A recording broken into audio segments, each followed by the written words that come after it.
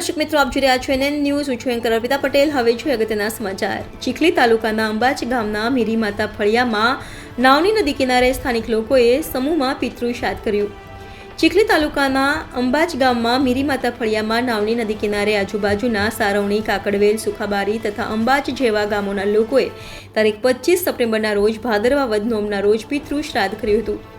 કંડોલપાડાના હિરેન મહારાજના ગોરપદ હેઠળ શ્રાદ્ધ કરવામાં આવ્યું હતું. આશરે 100 જેટલા યજમાનોએ પોતાના પિતૃઓનું શ્રાદ્ધ કર્યું હતું. ગામના આગેવાન એવા સંજયભાઈ પટેલ તથા શૈલેષભાઈ, દિલીપભાઈ પટેલ તથા સુમનભાઈ પટેલે ખૂબ સારી એવી સેવા આપી હતી.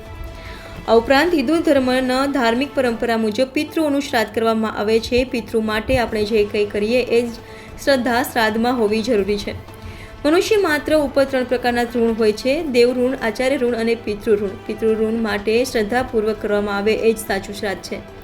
આમાં નદી પર આશરે 60 વર્ષથી પિતૃઓ માટે શ્રદ્ધા શ્રાદ્ધ કરવામાં આવે છે અને આ શ્રાદ્ધથી પિતૃઓને તૃપ્તિ અને પુણ્ય મળે છે. એથી આખા ભારતમાં ભાદરવા વદ એકમથી અમાસ સુધી દેશભરમાં શ્રાદ્ધ કરીને દેવોને યાદ કરવામાં આવે છે. Reporter Bhupendra Patel, NN news, Chikhli. દર્શક મિત્રો, NN ન્યૂઝને લાઇક, શેર, સબસ્ક્રાઇબ કરો, બેલ આઇકન પ્રેસ કરો જેથી આપને નોટિફિકેશન્સ મળતી રહે.